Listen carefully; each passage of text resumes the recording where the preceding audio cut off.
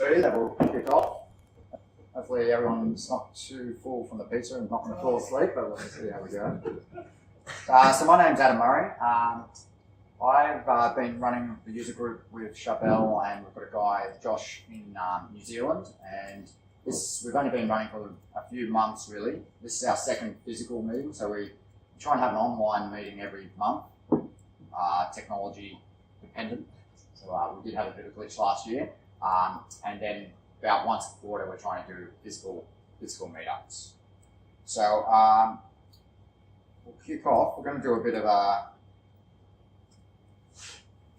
tips and tricks, then we'll get into some debugging, and then once we've finished the main presentation, if anyone wants to hang around for a little bit, just some more networking after the presentation.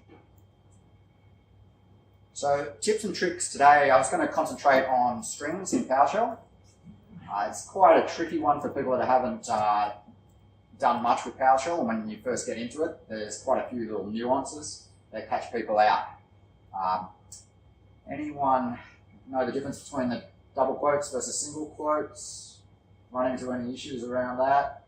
They're the sort of things that we'll cover off tonight. So with single quotes, everything inside the single quote is treated pretty much as a string literal. There's no variable expansion, there's nothing fancy happening. PowerShell is not trying to tokenize it or do anything funny with it. So generally, if you're just dealing with a string, single quotes is the way to go. But then when you want to do some more advanced stuff, that's when double quotes comes in. So with double quotes, the PowerShell parser actually looks in the string and looks for special tokens. And for example, if you put a variable in there, it will expand that variable out for you. So if that's $variable, it becomes the value of whatever the $variable is.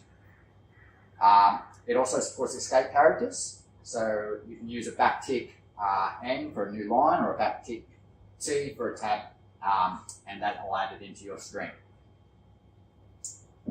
It also supports expressions or sub-expressions. So if you use the syntax $brackets, you can put any expression you want in there. So you can put 5 plus 5, it'll expand that out to 10 and put that in your string. If you had an object that had a property on it, you could do $object.property and it'll expand it out and present you with that property. And we'll see some of those in the demo in a minute. The other important operator for strings is -F, which is really built on the .NET string formatting system. And it will actually format either a single quote or a double quote string, depending on the escape characters that you use. You can control formatting, so you can have a number of decimal places, how many characters you want padded out. If you want to hex a decimal number from a decimal, you can do that through format as well.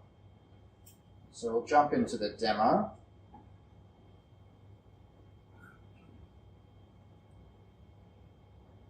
Just make this a bit bigger.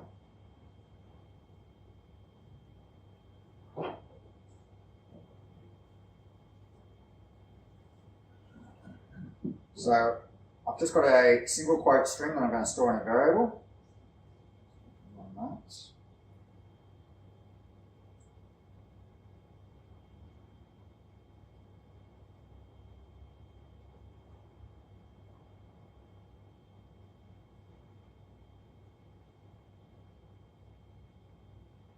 Okay, so we can look at that.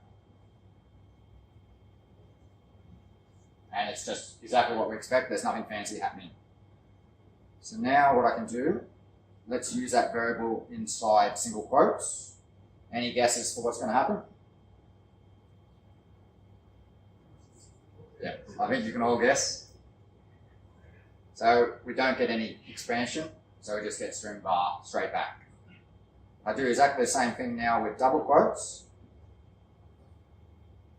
Lo and behold, PowerShell expands the variable for me. So you can see that hello world has been printed out, and I had $string bar referenced in my actual string. So it's quite a handy feature to be easily able to get your variables out and into output that you want to use later on. Now, with the escape characters that I mentioned before, so backtick N and backtick T are the two common sort of escape characters. One's for new line, one's for tab expansion. There's other ones, and -N is actually, I think, new line, but if you want to do like a CRLF, like if you're dealing with Windows escape characters, there's a backtick R as well, I think it is. So if I run this command, our backtick N gets converted into a new line, just as we saw there. And we've also got variable expansion still happening for using the double quotes. You can also escape quotes using a backtick. So I'm using double quotes in this string that we've got here, and I'm going to use a backtick so that I can actually see the string. So see what happens. I actually get the double quotes in my string there. There's a second way to do that, and that's to actually use two quotes together. So in this line here, we can see instead of having a backtick, I've just got two quotes, and it has exactly the same effect.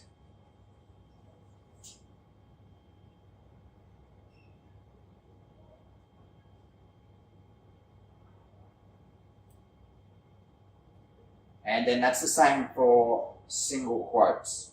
So if I want to have a single quote in my actual string expression, I can do double single quotes.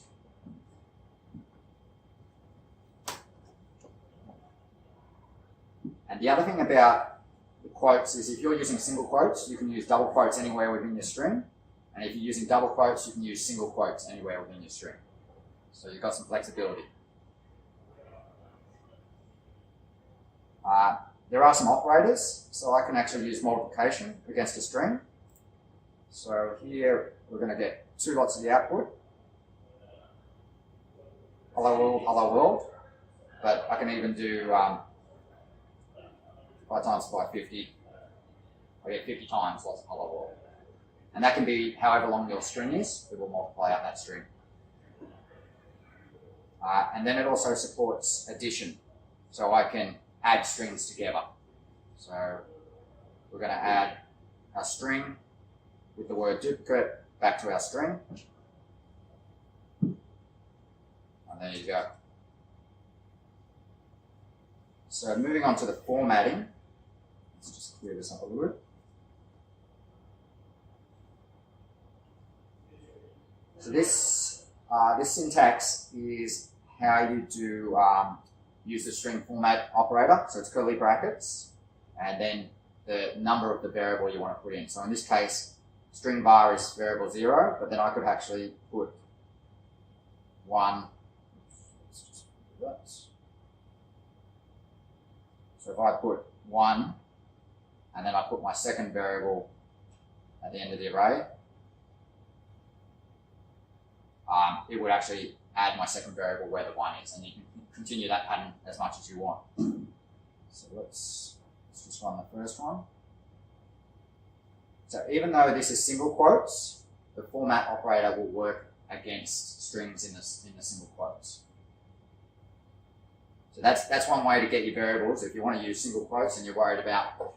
Some good examples are paths. So paths can often have funny characters in it that may cause your normal double quotes to fail.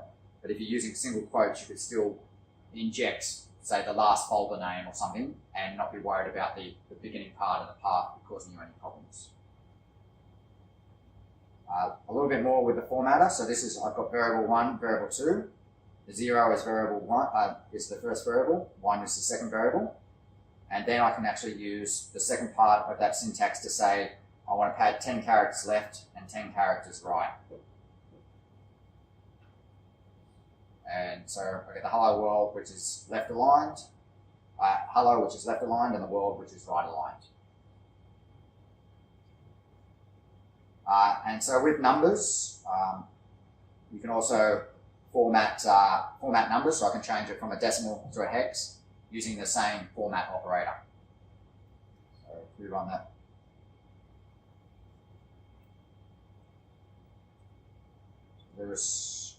So there we go, number 123 in hex format is 7B. So there's actually a whole raft of operators, and I'll put a link into the slide deck so you can go and check it out a bit further. But it's, if you want to do date formatting, a whole raft of operators specifically for dates and a number of other different type of variable types that you might want to customize as well. Okay, has that cleared up strings for anyone? Anyone run into problems because of these sort of little nuances? Yeah. Definitely when you're starting out, it's one to watch out for. Okay, that's the tips and tricks for the start. Now we're just going to move into the main session, which is around debugging. So there's hundreds of ways to debug, and everyone's going to do it slightly different, and it depends on the situation as well. There's no right way, there's no wrong way. But at the end of the day, when you're trying to produce a script, you're trying to detect the bugs and get an output that's going to work as quickly as possible. So in some scenarios, you're going to find different techniques going to be quicker than others. So generally when you start debugging, you sort of copy and paste from your editor onto the PowerShell prompt, and you'll run a few lines, and then you'll have a play around, and then you might do some more experimentation. Absolutely valid method, there's nothing wrong with that, and it works quite effectively a lot of the time. The other way you can do it is you might be adding extra output statements. So you might be writing output in your script, so when your script's running, you can actually see the value of variables or the values of different parts of your script, and that helps you actually maybe debug in more of a live sense. So rather than doing bits of your script, you can still run your whole script, but you get to see the pieces that you want to see. Then the next sort of stage is using an IDE, such as the ISE or VS Code. Microsoft's really not investing in the ISE at all anymore, so if you're still using it, that's fine. They're not going to get rid of it, but all the new features and enhancements are all going into VS Code as part of the PowerShell extension. So it's definitely worth playing around with. It probably feels a little bit more functional, or maybe a little bit more complicated than the ISE, but you can actually change the theme so it looks like the ISE. That helps people with the transition. And then for some more advanced, actually we won't do that. For a more advanced debugging, you might even revert back to the command line, and you'll see in some of the examples in the demo why you might do that. So with that advanced debugging, you can actually set some action parameters, and that means you can be looking to break your script or debug your script once you hit a certain condition. So your script might be running fine 9 times out of 10, and you're just going, what's going on here? And you know it's happening in one section, it might be a big loop. That's where you can use this. And then even a little bit more tricky is you can attach to a process, so another PowerShell process, and debug that process remotely, or do the same for a run space. For 99% of the use cases, you're not going to need to do this, but I had an occasion where I was using Azure DevOps, and I had the Azure DevOps agent running locally, and my PowerShell script would run fine when I was testing it on my own machine, but when it ran inside the agent on the machine, I was getting some weird behavior. So I was actually able to break into that process and then have a look at what was going on. Rightio, so let's go into the demo.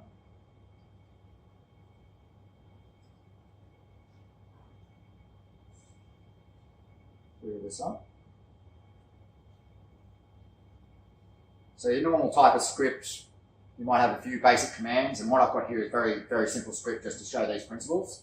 But essentially all we're doing, we output a line, we do a loop, we output the value during the loop, and then we write a line at the end of the script. So if I was debugging this, I might just go and run the first line, then I might say, okay, to run my loop, and that's doing all right, and then I might say run my last line. That's absolutely valid and quite useful a lot of the time. But then sometimes you want to get a little bit more fancy, so I might want to say, I want to use some of the features within the VS Code IDE to help me debug. So you get a very visual experience. So this button here on the left, it brings up the debugging configuration within VS Code, or the debugging experience. And by default, when you have a PowerShell script, you have this idea of configurations. There's no configurations in there by default. So the first thing we need to do is actually, we can click this little red icon on the cog, configure or fix launch.json. what that does, it creates a file for VS Code called launch.json, which has information around how the debugger is going to interact with the language that you're using. VS Code is a very popular editor for hundreds of languages these days, so people might be doing Node development or they might be doing C# development. So this one, what it does is because I'm in a PowerShell script, the PowerShell extension will go, well, I'm going to set you up for PowerShell. So we'll just click that button and we'll see what happens. So it's activating extensions.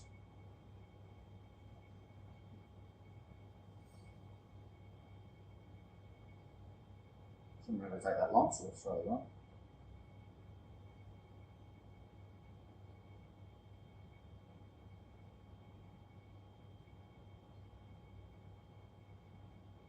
Once more.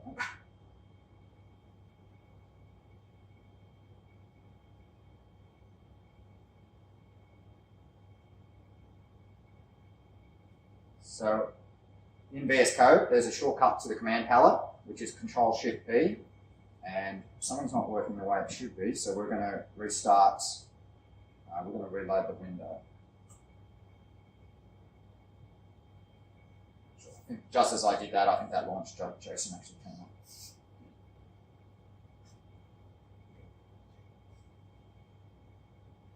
So this is what's meant to happen.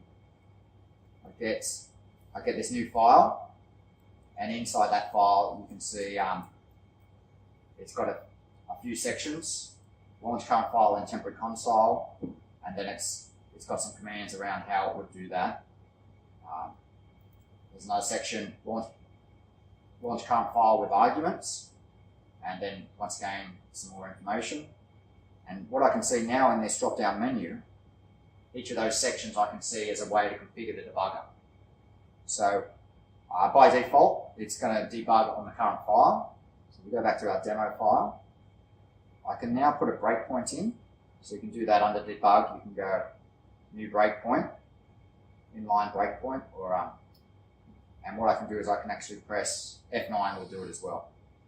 So that's this little red tick, and that means that once my script hits that line, it should break into the debugger in the integrated console.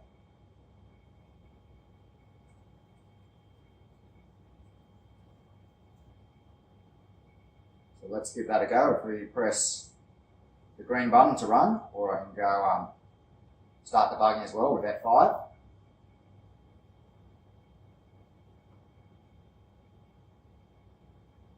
Take a minute for the debugger to launch, and you can actually see that the script is halted on the line where I put the breakpoint. Now, because we haven't done much in the script, it's not that useful to me. But what I can do is I can add another breakpoint later in the script, and then I get some options in this little toolbar. I can step over the code, I can step into the code, step out of the code, or I can restart. Initially, we're just going to do a step over or a continue. So the difference between step over is it'll walk through your script one line at a time, or one command at a time.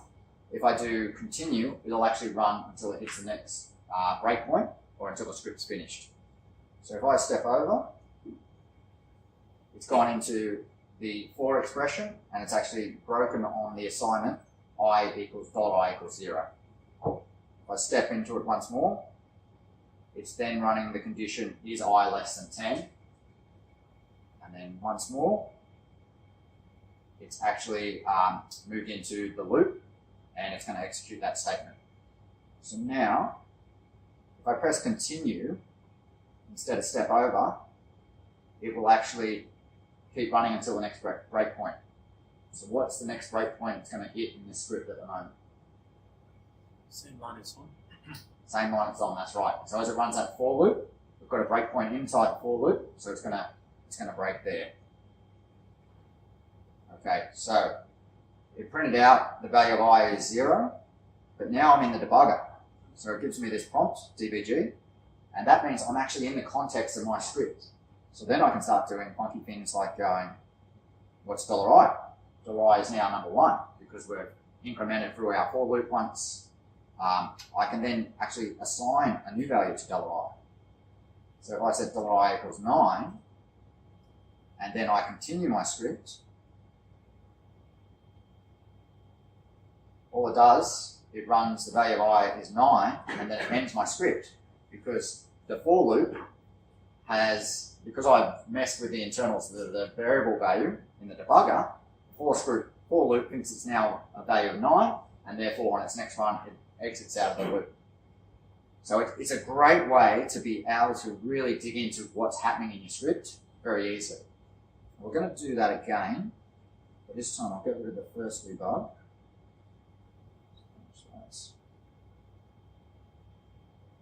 So let's have a look at what VS Code gives us as well.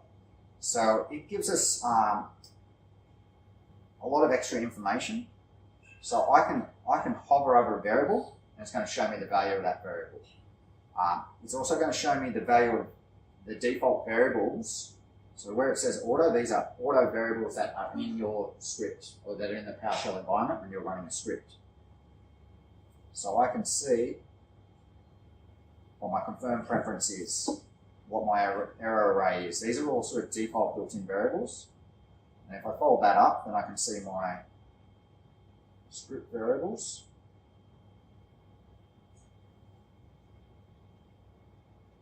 And my local.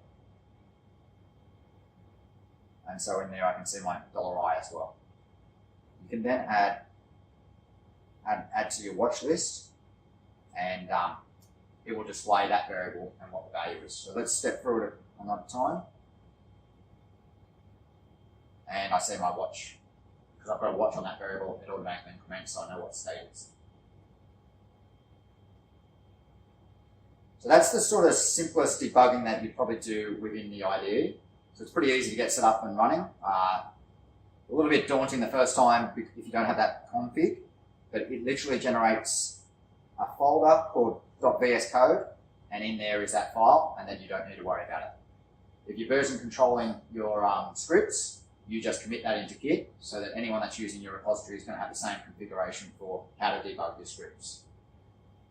There's a few other files like that in VS Code where you can have custom task file, and then you can have another file which you could have it automatically format your script, for example, when you save it, so that your team's all working on the same sort of formatting.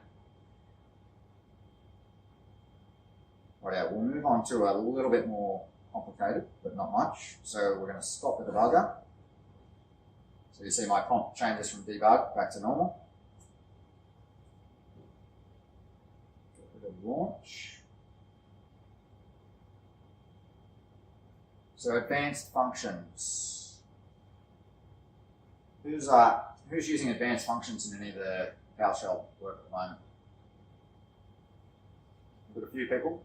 So there's a lot of bang for your buck when you go from using a normal function to advanced function. You get a whole lot of the base underlying PowerShell infrastructure for you. So if you want to have, if you want to support what if, or if you want to have support debug or verbose, or any of those common parameters that you see on your commandlets, using an advanced function pretty much gives you that out of the box. The main difference between an advanced function and a normal function is just this little declaration here, where I say commandlet binding. So that parameter actually tells the PowerShell to treat that function as if it was essentially a commandlet. So we've just got a very simple function here that does exactly, well, not exactly as our last script, but it's inside an advanced commandlet. The end of this script. So what happens when you call a function? So if I run the code just for the function, we won't get any output. So I'll do that now. So what that's actually done is it's declared that function into my PowerShell scope. So I can then have a look, if I try and do that test, I get tab completion. If I wanted to do verbose, I get that. So any of those common type parameters that you'd normally get around a commandlet, you're going to get straight out of the box. But the thing here is we haven't actually run that function. We've just declared it. So then what we want to do is, if we want to run it, I could run with debug, or I can run it normally. So let's just run it normally, test debug, just outputs what we want. The difference in this script is here I've got a write debug. Write debug is a special type of output that by default is sort of ignored. So there's a built-in variable called debug preference. So that debug preference is set to silently continue by default. What that means, when it hits that write debug, essentially skips it as far as you're concerned. It doesn't do anything, you don't see any output. It's like it never happened. But then if I change my test debug and I use one of the common parameters, debug, it's going to change, essentially it changes the value of that debug preference. So let's give that a go. So now it's actually prompting me, do I want to debug? So I could suspend and go into the debugger, or do I want to keep running? So let's suspend it. And let's have a look at $i. So $i is 0. And then it gives you some help here, so you can just press question mark. Oops, that's not exactly what I want, sorry.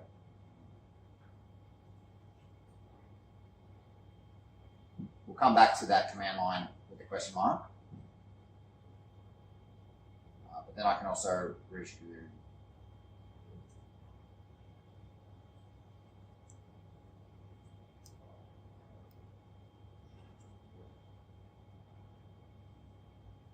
Let's say we want to yes to all.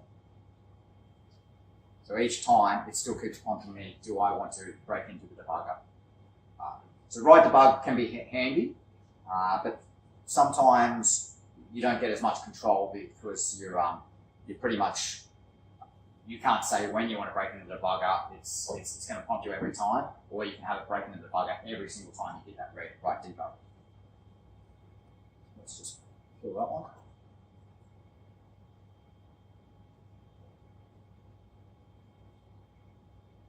So the other thing I can do, so within my function, I can still debug it in the same way I was before. So I can launch the current script. Because it has my advanced function, and then it's actually calling the advanced function, I will still hit the debugger. So even if I took out debug, and let's just put a breakpoint in, the breakpoint here, we'll launch that script, save it, and launch it.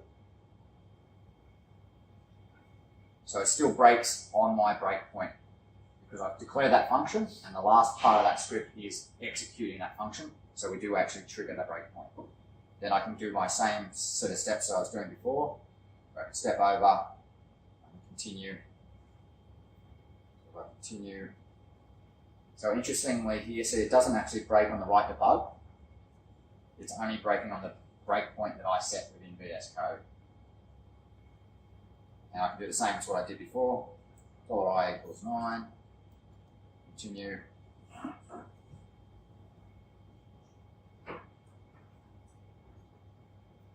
And then we're finished with that function.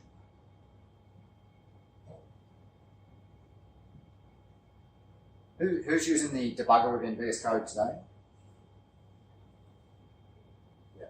Anyone using the debugger in the ISE? The ISE is a pretty good, simple starting point, and but definitely as you get more into your scripting, VS Code's got more functionality. All right, yeah. Another scenario.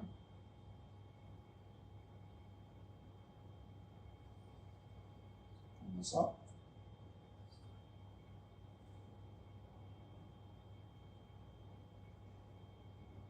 So this time, I've declared a little private function. So this doesn't have that commandlet parameter on it. So it's not an advanced function, it's just a stock standard simple function. And then within my for loop, I call that simple function. What I want to demonstrate in here is the difference between step over and step into and step out. So you've got control. If we put a breakpoint here, and we execute this script in the debugger,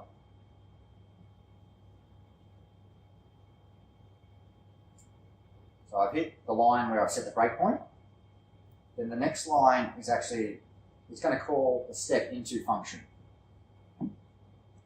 which all it does is it prints out the line executing step into, and it increments a script variable called x. So this syntax you see here modifies the scope. So when you're running a function, your variables are scoped to just that function. And then if you want to be changing a variable outside the scope of your function, you need to use a scope modifier such as script or such as global. So script only changes the variable within my script. It doesn't change the overall variable. But if I use global, that would change the variable in my whole prompt and in my whole PowerShell session. Those are the same as the ones we saw over there. Yes, these ones on the left will be the same, identical. That's right. So you're looking at your scopes here.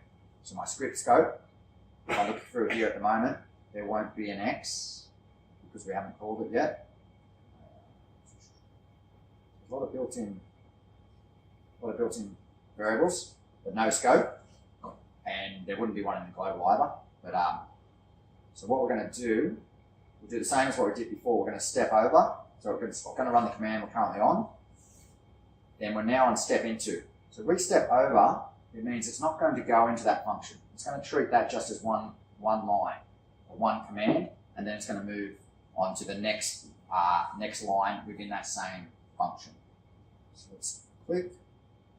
So it's taken us back to the for loop, and it hasn't, even though we saw it's actually outputted executing step intro, which is what we've defined here. It hasn't displayed it. It hasn't actually hit that line as we step through the code. And if we look at these variables, there you go. So under our script scope, we now have a variable which has a value of 1. So we're going to do a similar thing, but this time, instead of stepping over, we're going to use step into. So I'm now on the function. If I step into it, it'll actually drive my debugging experience down into that lower level function. And then I can step through that lower level function. But the other thing I can do is, if I've got a couple lines into a 20 line function and I found what I need to know, I might want to step out of it so that I don't have to go through all the lines of that code. So when I step back out, it didn't take us, we didn't have to step through the script X++. It took us back to the next line in the main script. Does that sort of clear what the step into, step out of functionality is? The other thing I can do is I can set a breakpoint lower in my script, and if I run, again, it will hit that breakpoint in the lower section. So you can target down using step into, and then you can step out of it as well.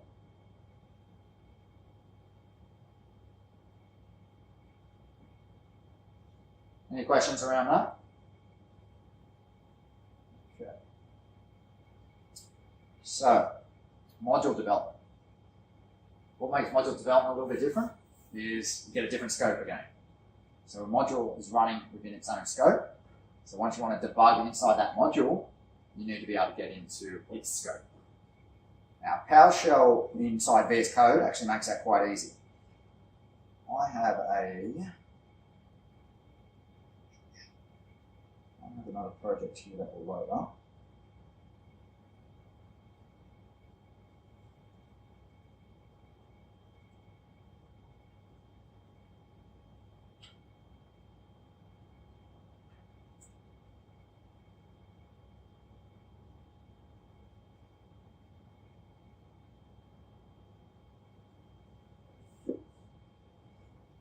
Who's using modules for any of the code development? So modules are an awesome way within PowerShell to distribute your code and package it as a sort of collection of like-type scripts. Microsoft's got the PowerShell gallery, and it is essentially like the place to go or the main repository for PowerShell modules. So you can get an API key and you can publish your own module up to the PowerShell gallery. anyone can be publishing their own modules up there. There's a huge number of community modules up there, and also Microsoft uses it for distribution of their modules. So if you want the latest version of Pester, which is the unit testing framework, you can do get module Pester or install module Pester. It will go to the PowerShell gallery and it'll install it onto your machine for you. So it's a really great way for sharing the code. You can also set up private galleries as well. So if you're inside your company and you have a NuGet server, and NuGet is sort of the .NET package manager. So you might have a NuGet server internally like Artifactory. You could then set up a NuGet repository there that you could be then using to publish your own modules for your internal company use.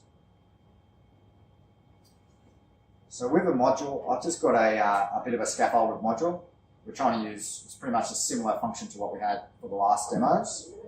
I've got a public folder which has my function for a module. My function is called test debug module. And then I have a module file. My module file .sources, my files, my functions that are in my public folder. And I have a definition which exports my functions. So I'm only exporting just the one function that I've got in this sample. So a very, very skeleton type of module, just to show some of the principles that we're going to use here. So we don't really care about the module file, we just care about really this one function that we want to break into. So by default, if I try to run test debug module, that command doesn't exist because the module is not loaded and it's not on my module order loading path. So what I'm going to do, I'm going to load that module.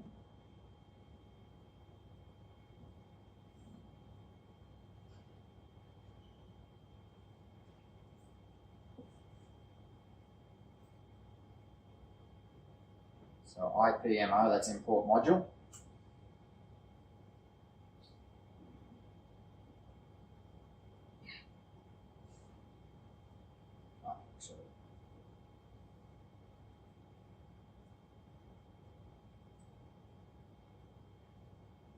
So with the module structure that I've used here, look at the folders. So we actually have some high-level folders that aren't included as part of my module. So those VS Code files that I was talking about, I don't want those with my module that I'm going to distribute to my end users.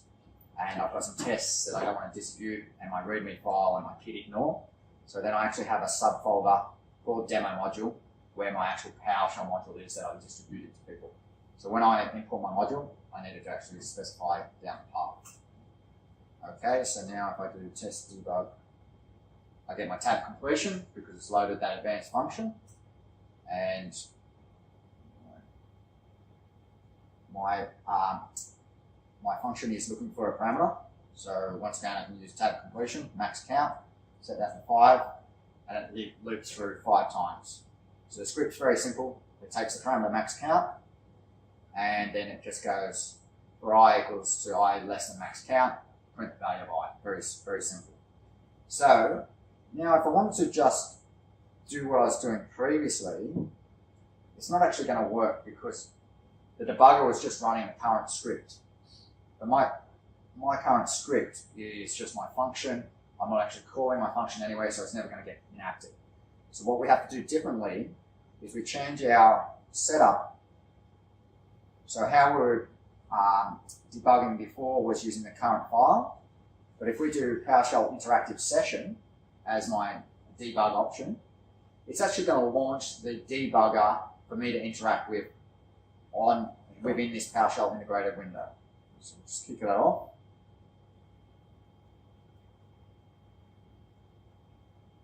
Hopefully in a minute, it should spin up.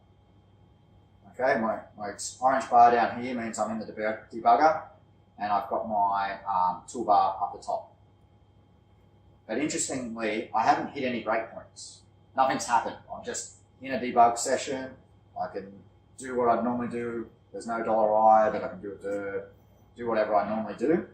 But what's happening is PowerShell in the background is seeing if there is a breakpoint that I hit, it will actually enter into that breakpoint.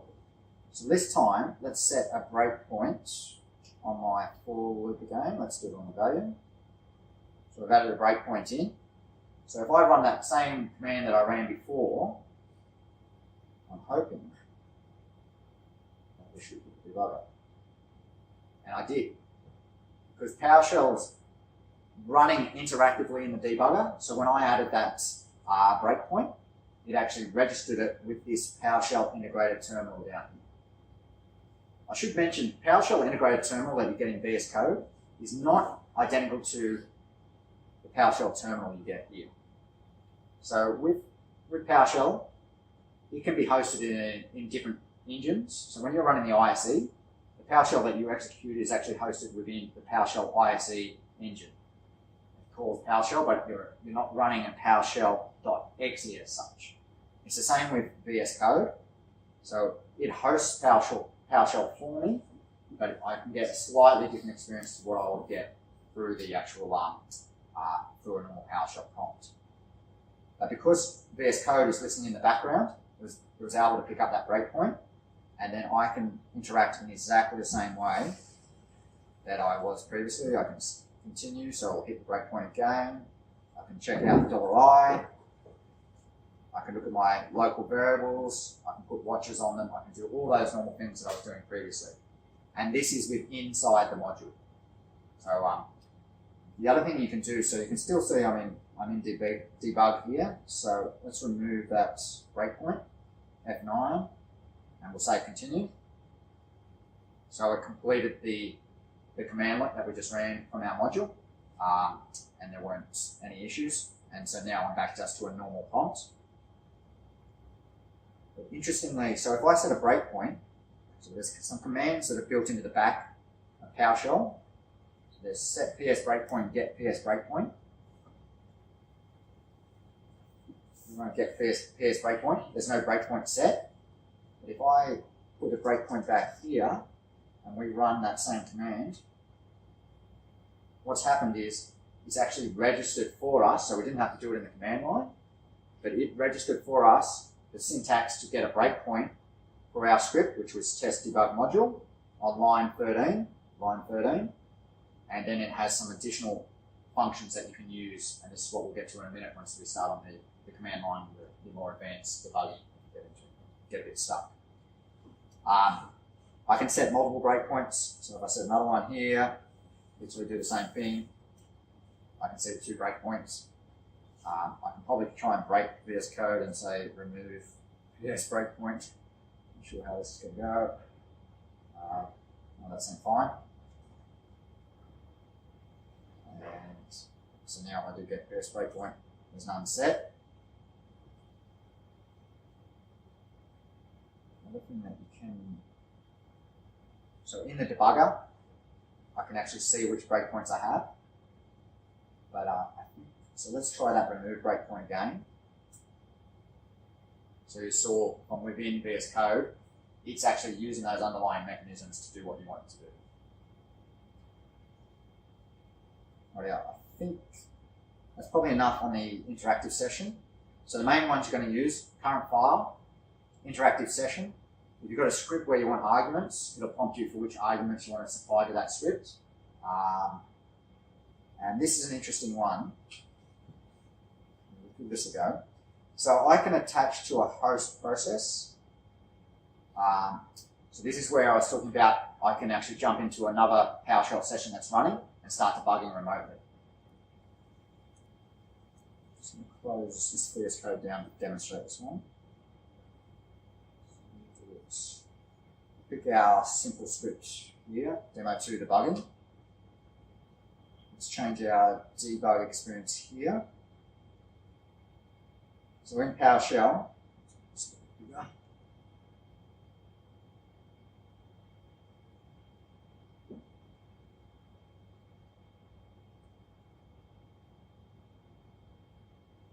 everyone can see that okay? So $PID is a built-in variable, which shows me the process ID of the current running process. So I can see we're on 16.364. If I look at Task Manager, I can see the same. So if I go back to VS Code, my debugger, I want to attach to a host process. Some of this stuff's pretty funky. Like when you really delve into what you can do, and some of the initial times you do it will be a bit complicated, but if you've done it a couple of times or you've played with it, it gets quite easy. So it's prompting me. It actually enumerates through what it thinks are the PowerShell processes that are running. So interestingly, VS Code itself it hosts another session here. So if I just export that, so I can see I've actually got another PowerShell terminal sitting here. PowerShell within inside VS Code is used to do all your syntax highlighting or your command completion. So there's a PowerShell host running for that as well.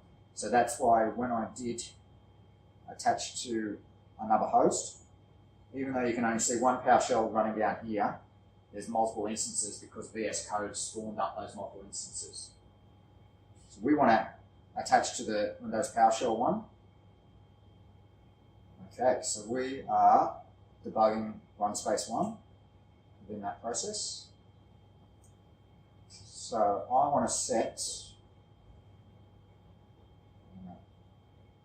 a breakpoint in this demo2 debugging script and launch that script and see what happens.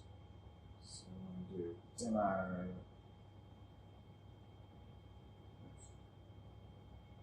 Oh, we already hit the bugger. A bit earlier than I anticipated. So you can see the path I'm in. If I look at the process ID, it's actually the same process ID that I had here. And this one I think is blocked because the debugger has stopped it. Actually, continue. Okay. So I get control back of that window because the debugger is not stopping me. And with the process ID, and it's the same. So now I want to launch demo 2, and I'm hoping to start my script, and then what happened was it hit my breakpoint.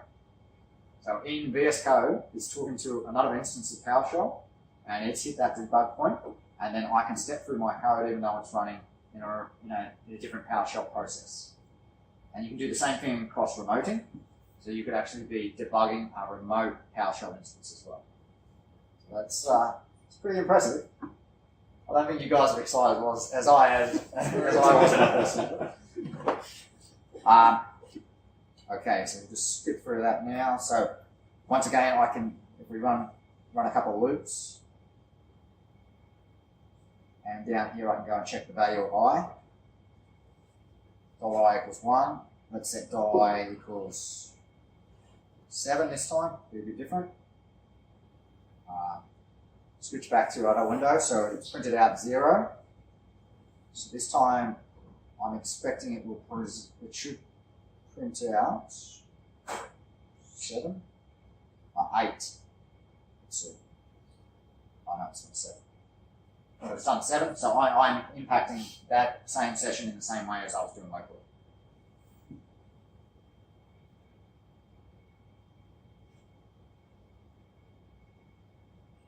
And then I can press Control-C to detach, or I can stop the debugger here and detach this from it as well. Okay, we're through most of the content. Just a couple of last little things I want to show you about using the command line for when you want to do a few other things that maybe not so easy for VS Code.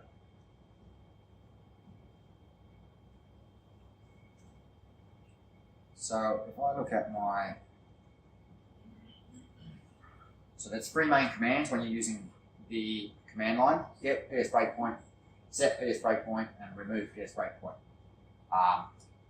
And that's what the other sessions are using in the background. So let's clear out any of the breakpoints that have been set from anything else.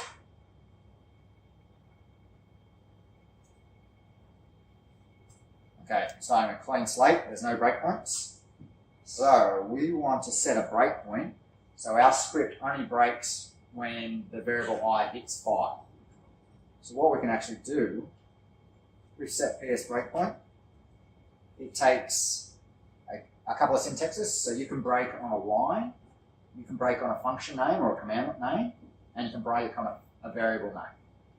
Then what you can also do is you can put in an action. So I'm going to say break on variable I. So this is, I don't need to specify $I. It's the dollar is sort of like an indicator to PowerShell that that's a variable, but the variable $I name is actually I. I'm going to say variable I. I'm going to say I want to do an action. So you can do mode. So you could say if you write to I, then break. So if we run the same script we were running before, the first time it writes, it breaks into the debugger. So it did the start of my script, we got to that first point where it was trying to write to I, and then it broke.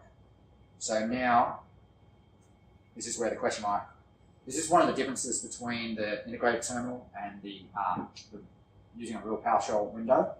That question mark was being interpreted differently when I tried to do it in the debugger within VS Code's integrated terminal to how it got interpreted here. So this gives me steps, so I can do the same as what I was doing through the GUI.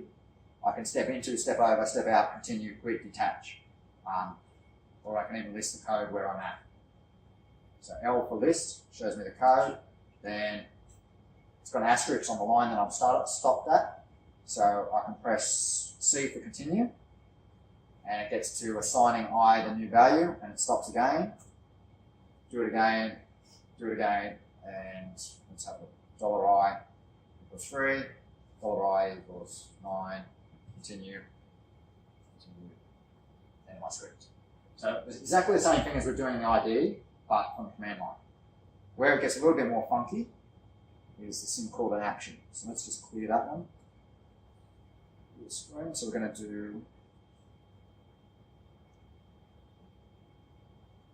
to add an action to it, and this is essentially a piece of script block that runs when it hits the breakpoint. So anytime the debugger hits this breakpoint, it will evaluate the script block and decide what it wants to do. So you could say if I hit $I, then set I equals to 9. But what we're going to do to make it a little bit more interesting is say, I want to stop on the 50th iteration of that loop, I want to break. So when I is equal to 5, we want to break. So the syntax is going to be something like, so we're going to do an if condition.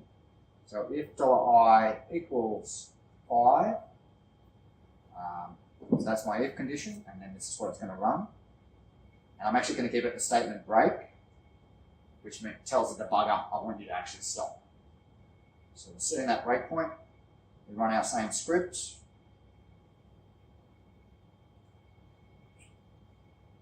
And so we look at $I is equals 5. So it's hit our breakpoint, and then it's stopped. So the logic that you use for that action can be as simple or as complicated as you want.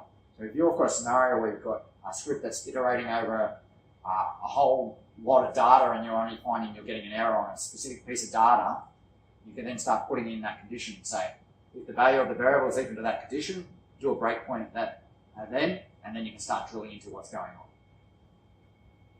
Anyone think that could be handy? Yep. It's pretty good. So now I can continue my script just like normal, so I can use the same commands. I can use L to list where I'm at. I can do step over, and C for continue, and run through to the end of my script. Okay. Now, I think that's the main points from the demo, so I'll just jump back to the slides and just do a quick recap, and then we're nearly done. So, the commands to explore: get PS breakpoint, set PS breakpoint, remove PS breakpoint. Those process commands that we were doing before, where I hijacked that host process, that's you use get PS host process info and enter PS host process. Once you enter a host process, then you actually have to enter a run space as well. So if you want to do that stuff, there's some good articles. If you Google these commands, you'll see some good blog articles around how to do it. Get run space and enable run space debug. They're also to do with that hijacking. So if you want to look into more hijacking remote commands, do that. This is something I haven't covered in the demo, but we might jump back to it. So when I was talking about those different contexts that you have, so you have a global context or a script context, what I can also do is I can actually get the module context. So let's just jump back for a moment. So that module isn't loaded in this session. So we'll do demo module, get module, demo module. Nothing's returned because I haven't loaded it into this session and it's not in my auto load preference. Everyone know about the auto load of modules in PowerShell? There's a variable called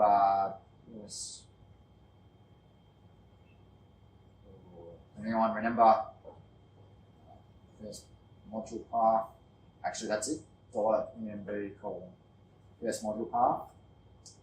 What PowerShell does when you're trying to run a command, it goes through these folders and it looks for if any modules are in that folder that has the command, and it will automatically load that module for you.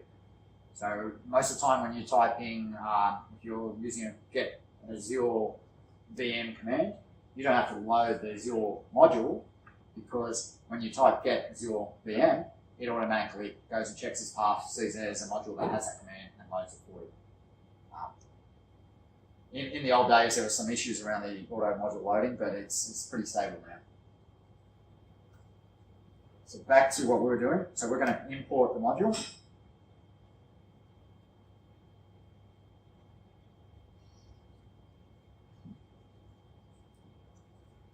Demo module.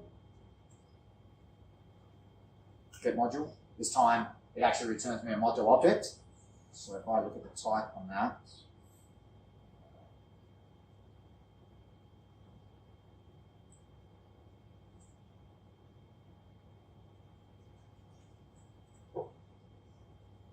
so the type is a PS module info. So what I can do is actually I can store that in a variable. So let's store that PS module info in my variable. So now if we've got rid of all our breakpoints,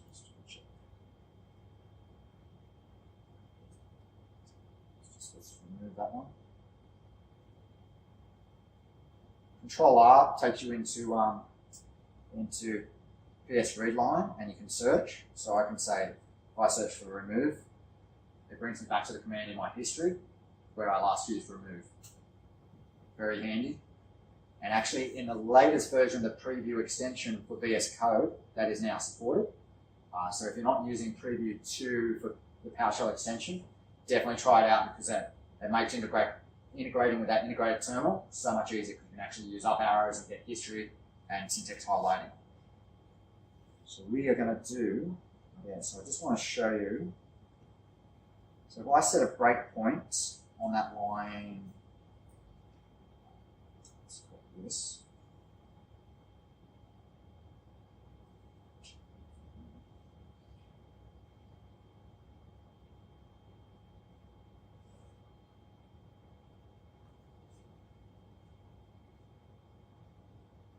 I'm going to do something very similar to what we're doing before.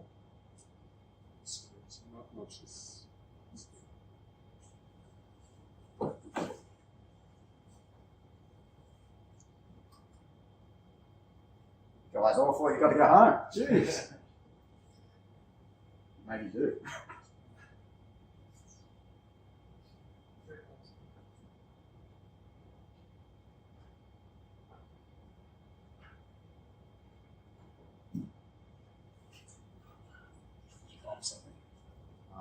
Switch the screen. Split up.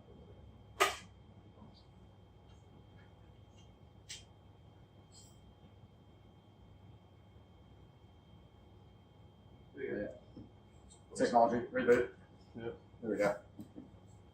Okay, so if I set that breakpoint, I'm not in my module context at the moment, I'm just in a normal session, and I've got the module loaded. So I've set the breakpoint. If it's equal to 5, so now let's run the command, which was test to the module max count. Let's make it 10. Didn't hit the breakpoint. Yeah, what's going on? And that's because of context. But what I can do is I can trick it, and I can actually set that breakpoint within using syntax. So the ampersand means execute. And I'm saying execute $m, so I'm executing within that module, that PS module info object that I got that from get module, and I'm going to set the breakpoint actually inside the module scope. whereas previously the breakpoint was set in my global scope, so that when the module hit its line, it didn't know anything about the breakpoint. Let's run the same command. Yeah, hit my debug point, check $i should be equal to 3. I can then increase $i, whatever I want to do. Continue, and then I'm outside my breakpoint. So that's an interesting way of breaking into your module. You can do it to look at functions within your module. So I can actually do something like, so it doesn't have to be a breakpoint, it can be anything. I can do the function. So this should show me all the functions that are within that context of my module. So I can see here test debug is there. If I had private functions inside my module, I'd see those private functions that I can't access from my global scope.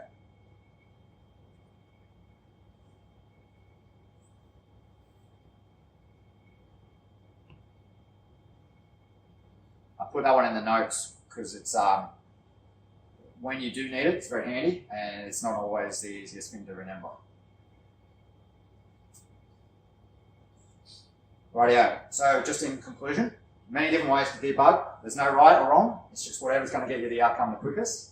And sometimes the simple things, it can be just cutting the code, pasting it into your terminal, running it, and having a look around. So it's all about speeding up your script development. Experiment with the available options. So until you try these things, you might think, oh, this is too hard, this looks too complicated. Once you give it a go, generally you might hit a few hurdles, but as soon as you've done it once or twice, it'll become second nature. Simple debug cases, use cases, easy with VS Code and IFC. If you want to just debug what's in that current script, F5, debug, it'll run. Just set that configuration, that default configuration, and then you're good to go. That set PS breakpoint with action, very powerful if you need to, if you've got a big data set that you're drilling into and you needed to get to some specific pieces of data that's causing issues, that's definitely the way to go. And also, if you're developing modules, beware of that module scope. If you want to be digging into your module, you need to get that module info context. Okay, any questions?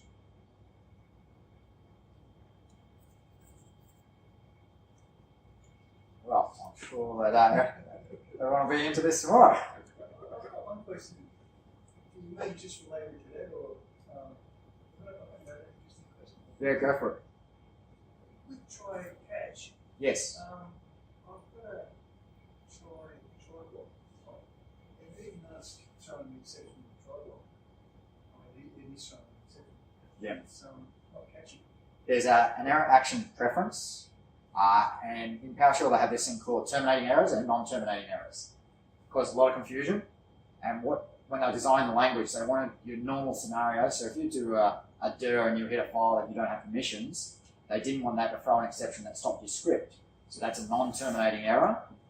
Whereas a terminating error might be if I try and stop a process and I've got access denied to the process, that might be a terminating error. I'm not entirely sure which one's which. But there's a preference, so you can do error. Change the screen now. Yep, sorry.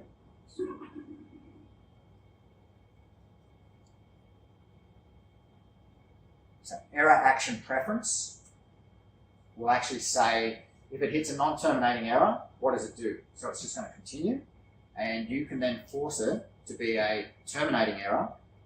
So for example, with that test debug. I can actually specify error action, EA, and I can say stop. So then in your try catch, you'll hit that non-terminating error, but instead of being non-terminating, because you're telling the command that you want it to specifically stop, it'll throw the error, the catch will actually catch the error, and then you can handle the error whichever way you want. So if you call it, if in your try block, it's like a invoke rest method, and you do your error action into that, override whether or not you want it to continue and still go through the try, or throw to the catch and then handle the exception with that. So it works in both ways. Yeah. Sometimes you want it to continue, other times you want it to catch. Silently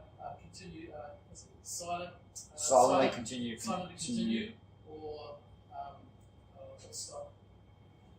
So another way to. And it sometimes doesn't work. So silently continue, final word. So if I try and assign a value that's not accepted, because it's an enumerator, PowerShell actually spits you an error and tells you what the valid values are. Another interesting thing is in PowerShell 6, so I'm on the PowerShell core, which can run across Linux and Windows or Mac. They're now in the latest preview for 6.2. If I type a command and I misspell it, so if I said get, I did something like, it actually now tells you what the most similar commands are. So they were actually talking about using some of the Microsoft AI technologies and machine learning to be able to actually predict what you want to type next. So based on what you're typing, then you could start tabbing. The community didn't really get along with that one too well at the moment, so I think it's been put on back burner.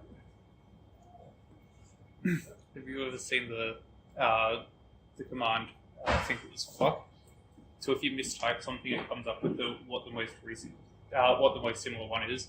And then if you just type fuck, it will Yes. do it for you.